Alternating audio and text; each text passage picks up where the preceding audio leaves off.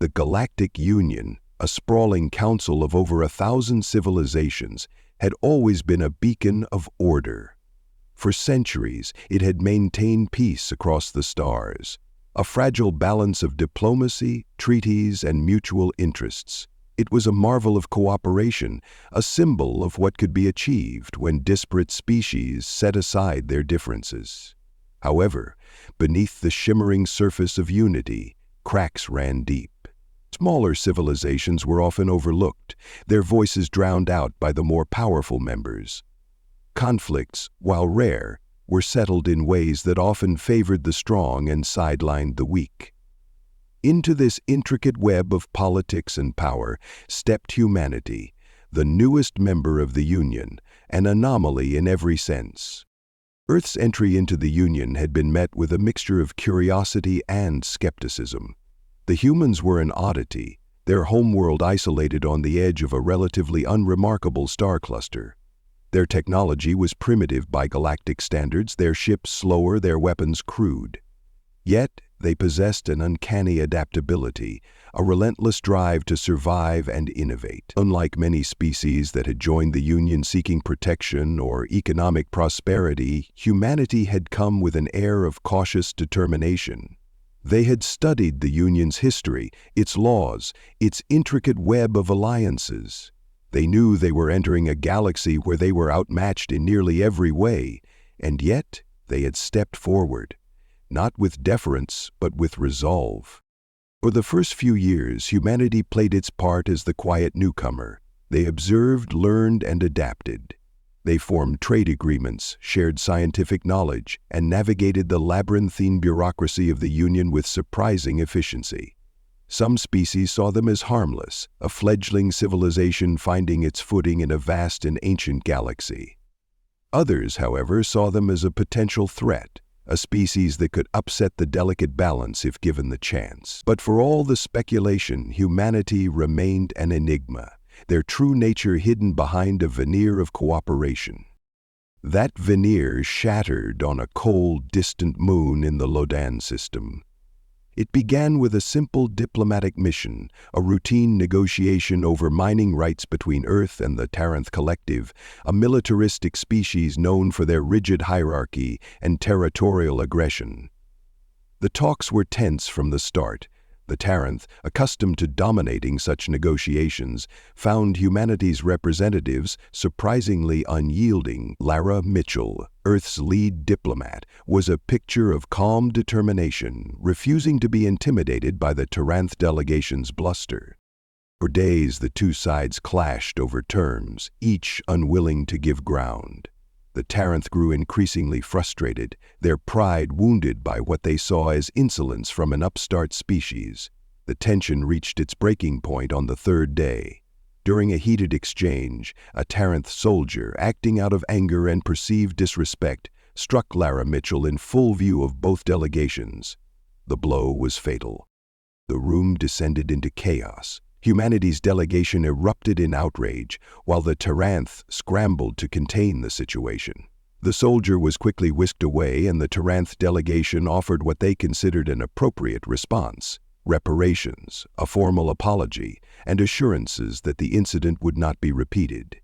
To the Taranth, it was a regrettable accident, an unfortunate misunderstanding that could be resolved through the usual channels. They had dealt with such matters before, smoothing over conflicts with credits and carefully worded statements.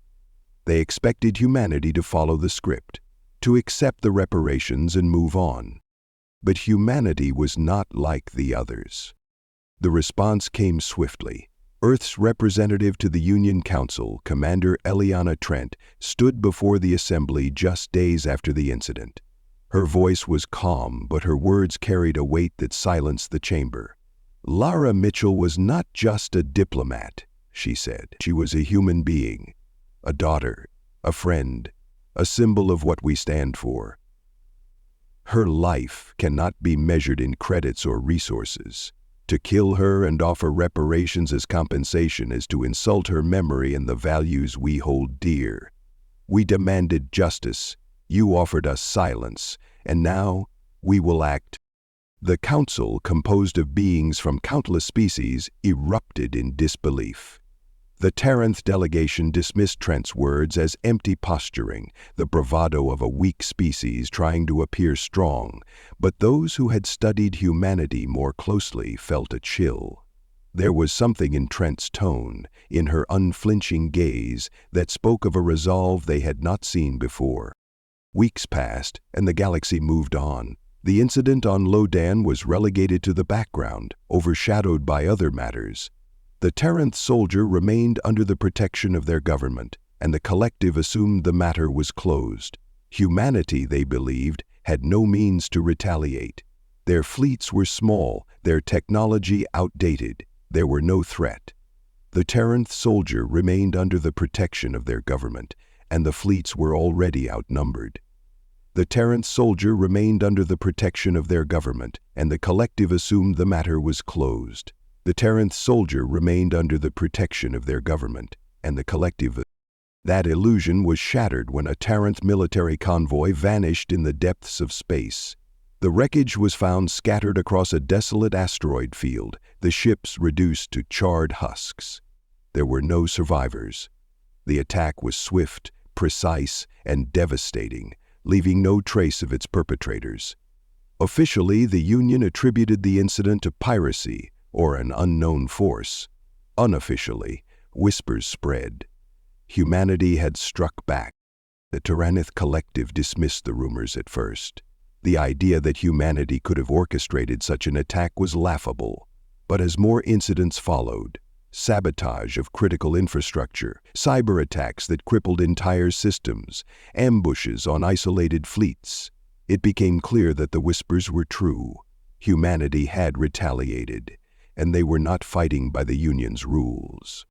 The Union Council convened in an emergency session to address the escalating conflict. The Terranth demanded action, accusing humanity of waging an undeclared war. When questioned, Eliana Trent did not deny the accusations. "We asked for justice," she said. "You refused us. You thought us weak. You were wrong." Her words sent shockwaves through the chamber. Humanity's actions were unprecedented, a direct challenge to the Union's authority. Some species condemned Earth as reckless, a destabilizing force that threatened the fragile peace. Others, particularly the smaller civilizations that had long been ignored by the Union, saw humanity as a beacon of hope, a species unafraid to stand against the powerful. The Terranth collective, reeling from the losses, reluctantly agreed to deliver the offending soldier to Earth. It was a humiliating concession, one that left their reputation in tatters. But for humanity, it was more than a victory. It was a message. The galaxy now understood a fundamental truth about humans. They valued life above all else, and they would go to any lengths to protect their own. As the dust settled, the galaxy began to see humanity in a new light. They were no longer the quiet newcomers, the curious anomaly on the edge of the Union. They were a force to be reckoned with, a species that refused to be dismissed or ignored. And while some feared them, others admired their courage, their unwavering resolve in the face of overwhelming odds. But humanity was not content to bask in its newfound reputation. On Earth, the mood was somber. The retaliation had come at a cost, not in lives, but in the principles they had long held dear. Humanity had always seen itself as a force for peace, a civilization striving for unity. The events of the past months had forced them to confront a darker reality. Their capacity for vengeance, their willingness to fight fire with fire. President Elise Vega addressed the United Earth Assembly, her words broadcast to every corner of the planet. "We have shown the galaxy that humanity is not to be trifled with," she said. "We have demonstrated our resolve, our willingness to defend what we hold dear. But let us not forget who we are. We are builders, not destroyers, peacemakers, not warmongers. Our actions were a response to injustice, not a declaration of war. Let this be a reminder to all. We value peace, but we will not allow that peace to come at the cost of our dignity or our lives." Her speech resonated deeply, not just with humanity but with others across the galaxy. Smaller civilizations, long marginalized by the Union, began reaching out to Earth, seeking alliances and partnerships. They saw in humanity a kindred spirit, a species unafraid to challenge the status quo. But as alliances formed and tensions simmered, the question remained, what would humanity do next? The galaxy watched, waiting to see how this unpredictable, resilient species would shape its future. Together they would create utopia, a universe where animals and humans alike had the Galactic Union chamber was silent, an unusual state for the normally bustling nexus of interstellar diplomacy. The air was thick with tension as Commander Eliana Trent of Earth rose from her seat. Her uniform was crisp, her expression sharp and unforgiving. She surveyed the assembly, her gaze brushing past the ambassadors of 1,000 worlds. They had been so quick to dismiss humanity when it first joined the Union. Now, they listened with apprehension. "We demanded justice for the murder of one of our own," Trent began, her voice steady but firm. "We sought redress through your systems, trusted in your laws and abided by your protocols.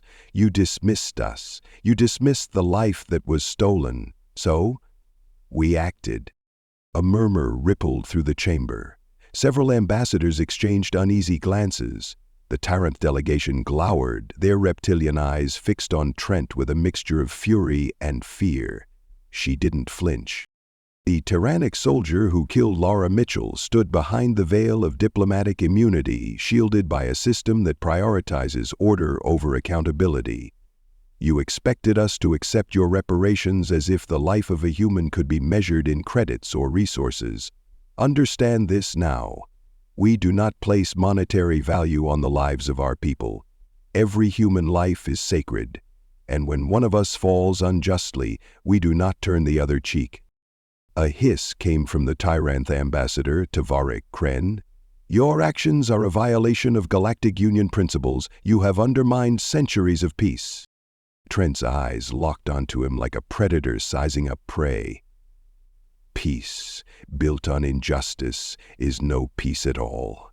You expect us to abide by a status quo that protects the powerful while silencing the weak. Humanity will not be silenced." The murmurs grew louder, and the Speaker of the Council, a towering crystalline entity named Evox, called for order. The chamber quieted, though the tension remained palpable. Evox turned its prismatic gaze toward Trent. "Commander Trent, humanity's retaliation has not gone unnoticed. The destruction of Terranth military assets and the chaos on Terranth Prime were acts of aggression. How do you justify such disproportionate responses?" Trent's lips twitched, a fleeting, mirthless smile.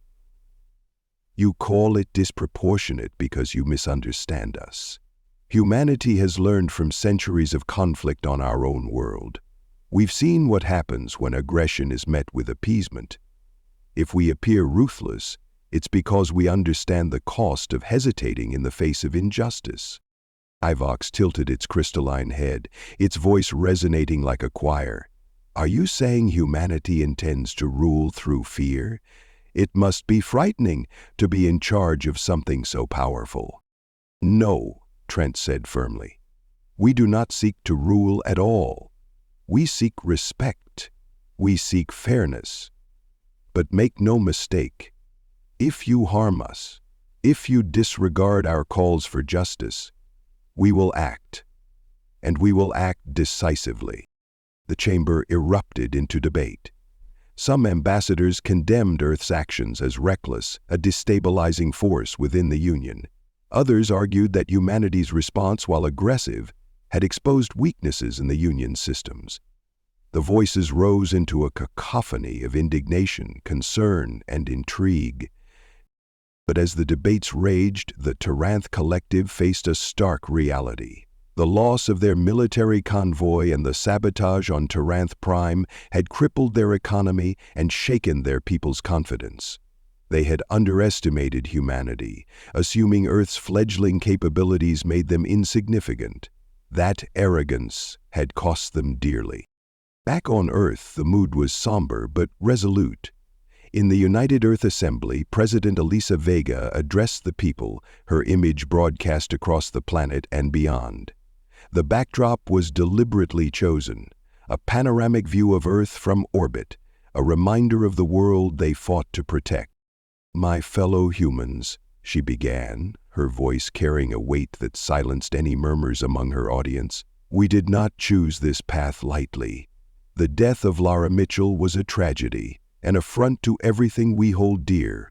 But the greater tragedy would have been to let that act of violence go unanswered, to allow the galaxy to believe that human lives are expendable." She paused, letting the words sink in. "We must ask ourselves, what kind of future do we want? One where we are seen as weak and disposable? Or one where we stand firm, unyielding in the face of those who would harm us? We have chosen the latter, not out of a desire for conflict, but out of necessity. We will not be victims." The speech resonated deeply with Earth's population. For centuries, humanity had grappled with its identity, its place in the vast cosmos. Now that identity was crystallizing. They were not conquerors or tyrants, but they were also not willing to be trampled underfoot. Meanwhile, on Taranth Prime, the atmosphere was one of fear and resentment. The capital city, once a beacon of the collective's power, bore the scars of humanity's retaliation. Skyscrapers stood dark, their power grids compromised by cyber attacks. Markets that had thrived for centuries were now empty, supply chains severed. The people whispered of the humans, fragile in form but terrifying in resolve. Deverick Kren returned to his chambers after the council session, his scales bristling with frustration. He activated a secure communication link, connecting him to the Taranth High Command. "We underestimated them," he admitted bitterly. "Their technology is crude, but their tactics are unorthodox. They've weaponized unpredictability." General Zarvek, a veteran of the Collective's military, hissed in agreement. "They fight like cornered predators. They lack the numbers to sustain a prolonged war, but their initial strikes are devastating. We must tread carefully." "Carefully?" Tevarek spat. "They've humiliated us. The Collective's reputation is in shambles. Our allies question our strength. We cannot let this stand." "And what would you have us do?" Zarvek countered. "Risk open war with a species willing to destroy themselves to take us down with them? No. We must rebuild, strengthen our defenses, and wait. Humanity will make a mistake. They're too brash, too new to the interstellar stage, and when they falter, we will be ready."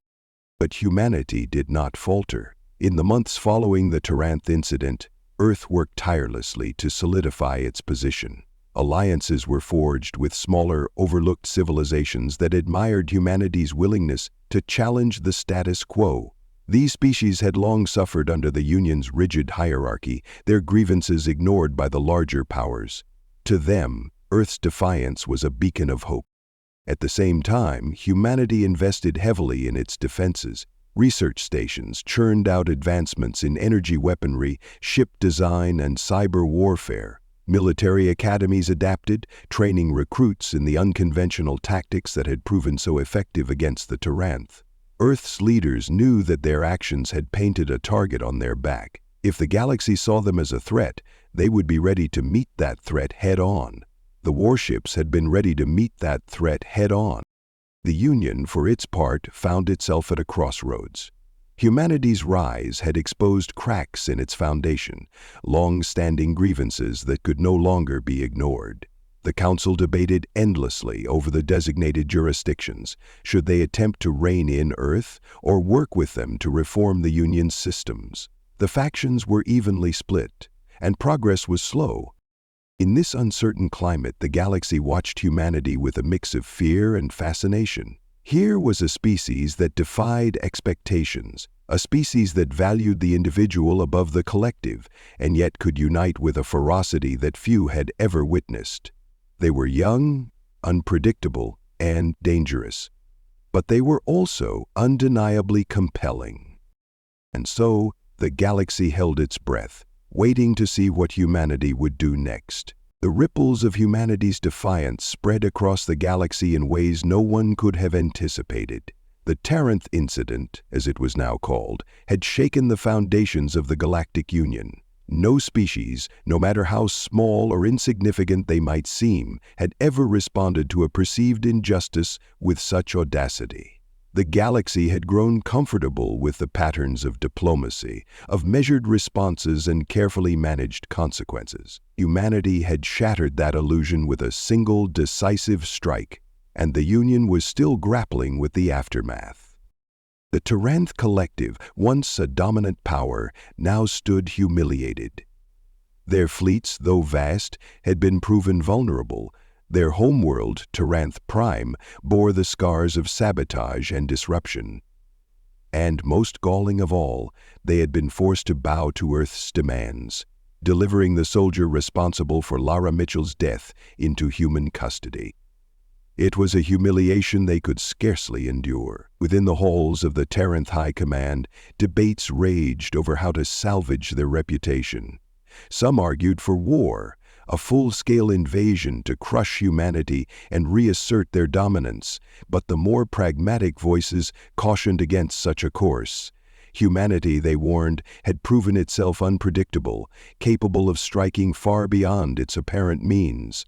A war could spiral out of control, drawing in allies and destabilizing the entire region.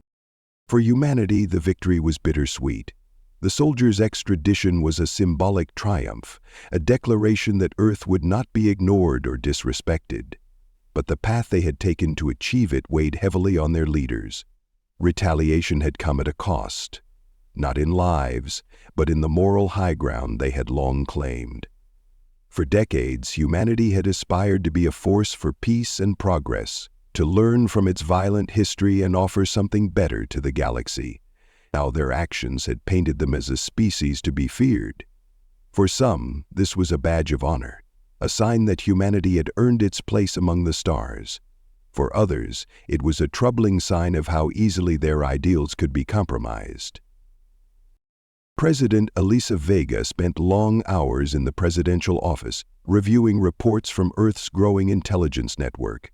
The sabotage campaigns, the cyber attacks, the precision strikes, they had all been necessary, but they had also been a stark reminder of the darker paths humanity could take. She knew the galaxy was watching, evaluating every move Earth made. Allies were forming in the shadows, smaller civilizations reaching out with cautious overtures, while more powerful species weighed the risks of siding with or against humanity. Vega understood the stakes. Humanity was no longer an afterthought, a young and inexperienced race struggling to find its place. They were now a player on the galactic stage, and every decision they made would shape how they were perceived. The United Earth Assembly convened in an emergency session to discuss the next steps. Representatives from across the planet gathered in the gleaming chambers of the Assembly Hall, their faces a mixture of determination and unease. Vega addressed them with her characteristic clarity, her voice calm but firm. "We have achieved justice for Lara Mitchell," she began. "But let us not mistake this moment for a victory to celebrate. It is a warning, both to the galaxy and to ourselves. We have shown what humanity is capable of when provoked. But we must ask ourselves, is this the path we wish to walk? Are we to be known as a species of retribution or one of progress and principle?" Her words sparked a fierce debate. Some representatives argued that humanity's response had been entirely justified, a necessary show of strength in a galaxy that respected power above all else. Others cautioned against leaning too far into militarism, warning that such a path could alienate potential allies and lead to a future defined by conflict. The debate raged for hours, spilling into days, as Earth's leaders grappled with the weight of their newfound influence. Meanwhile, the rest of the galaxy continued to adjust to humanity's unexpected rise. On distant worlds, news of the Taranth incident was met with a mix of astonishment and apprehension. To the smaller, marginalized civilizations, Earth's defiance was a revelation. For centuries, they had been at the mercy of the Union's great powers, their grievances ignored, their voices drowned out. Now they saw in humanity a kindred spirit, a species unafraid to challenge the status quo. Delegations from these worlds began quietly reaching out to Earth, seeking alliances and partnerships. They saw an opportunity to shift the balance of power, to forge a coalition that could stand against the dominance of the Union's most powerful members. For the larger powers, humanity was a more complex problem. The Taranth Collective's humiliation had exposed vulnerabilities in the Union's systems, vulnerabilities that could be exploited by anyone bold enough to follow Earth's example. Some species, like the methodical and calculating Krollan, began re-evaluating their strategies, wondering if their long-standing alliances could withstand the chaos humanity had unleashed. Others, like the expansionist Drexar, saw an opportunity to test Earth's limits, probing for weaknesses they could exploit. In the Union Council, debates grew increasingly fractious. Humanity's actions had reignited long-simmering tensions between member civilizations. The smaller powers, emboldened by Earth's defiance, began pushing for reforms, demanding a greater say in the Union's decisions. The larger powers resisted, unwilling to relinquish their control. As the Council descended into gridlock, it became clear that the Union's vaunted unity was beginning to fray. Back on Earth, preparations continued. The United Earth Defense Force expanded rapidly, drawing on the lessons of the Taranth incident to refine its tactics and strategies. Humanity's scientists worked tirelessly to close the technological gap, developing new weapons and defenses that incorporated alien technology with human ingenuity. The fleets grew stronger, faster, and more versatile, designed not for conquest but for deterrence. Earth's leaders knew that their actions had painted a target on their backs. They would not be caught unprepared.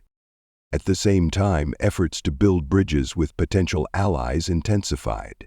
Delegates from Earth embarked on diplomatic missions to the far corners of the galaxy, meeting with representatives from species that had long been marginalized or ignored. These meetings were delicate affairs, fraught with suspicion and caution, but they were also opportunities to forge connections that could reshape the galaxy. For every world that rejected Earth's overtures, there was another that saw hope in humanity's boldness, a chance to challenge the status quo and build something new. In the shadows, however, darker forces stirred. The Taranth Collective, though chastened, was not defeated.